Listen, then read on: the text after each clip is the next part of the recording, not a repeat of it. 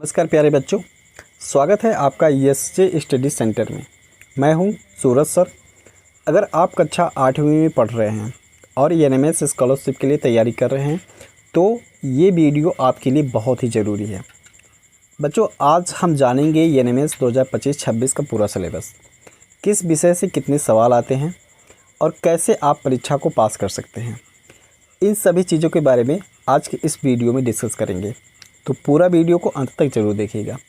चलें, सबसे पहले जान लेते हैं कि NMS एग्ज़ाम क्या होता है।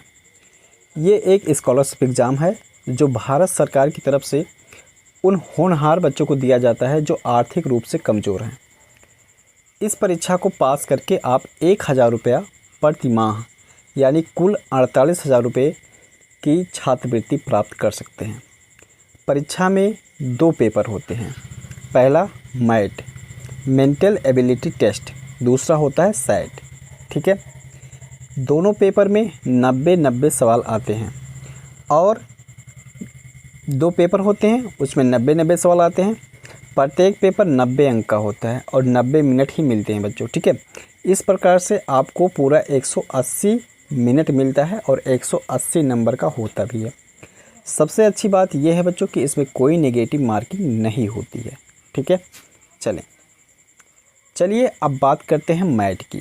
ठीक है, मैट मेंटल एबिलिटी टेस्ट, इसमें आपकी सोचने समझने और तर्क शक्ति को जांचा जाता है। मैट में आने वाले टॉपिक्स जो होते हैं वो होते हैं बच्चों सीरीज़, अल्फ़ाबेट, नंबर, फिगर, ये चीज़ उसमें रहता है। Classification, analogy, coding, decoding, blood relation, direction sense, non verbal reasoning, puzzle test, mathematical operation, missing figure, embedded figure, ये बच्चों सिलेबस है आपका मैट का। ठीक है, चले, इस टॉपिक से लगभग 4 से 6 प्रश्न पूछे ही जाते हैं प्रत्येक टॉपिक से बच्चों। ठीक है, याद रखें ये सेक्शन टाइम मैनेजमेंट के लिए बहुत ही महत्वपूर्ण होता है बच्चों। ठीक है, चलो अगला बात करते हैं सैट सिलेबस के।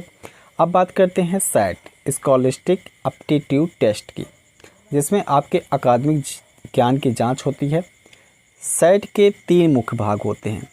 सैट में बच्चों जैसा कि हमने अभी बताया कि 90 प्रश्न आते हैं, लेकिन उसमें 90 प्रश्न में 3 भाग उसके होते हैं। क्या क्या होता है? गणित, अच्छा, कक्षा 7 और 8 के पाठ्यक्रम से गणित आता है बच्चों। ठीक है, प्रमुख टॉपिक्स संख्या प्रणाली, अनुपात, प्रतिशत, क्षेत्रफल, आयतन, आंकड़े, बीजगणित, त्रिभुज, रेखाएं व कोण, इसके टॉपिक्स, ये सब टॉपिक्स रहते हैं। कुल 35 प्रश्न पूछे जाते हैं गणित के बच्चों। ठीक है, चलें विज्ञान को देख लीजिए।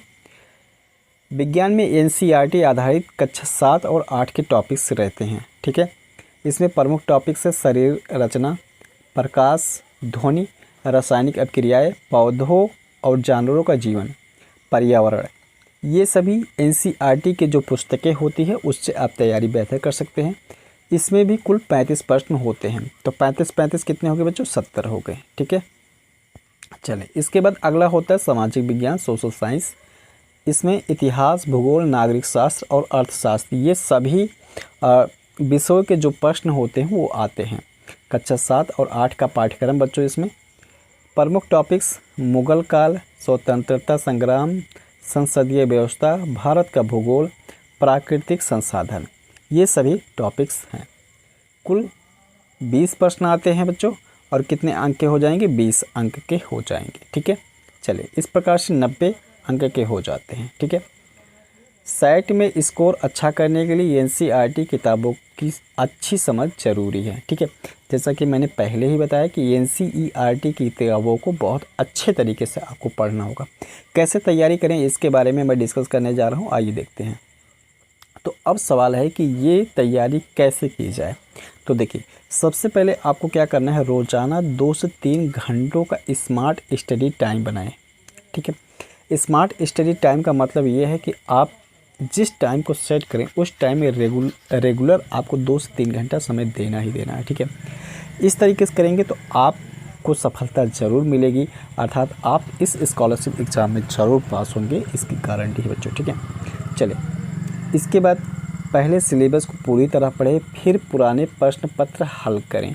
ठीक है, सबसे पहले क्या कर लेना है कि अपने सिलेबस को पूरी तरीके से पढ़ लेना है। ठीक है, जो आप अभी कक्षा 8वीं में पढ़ाई कर रहे हैं तो उसके सिलेबस को अच्छे तरीके से आपको पढ़ लेना है।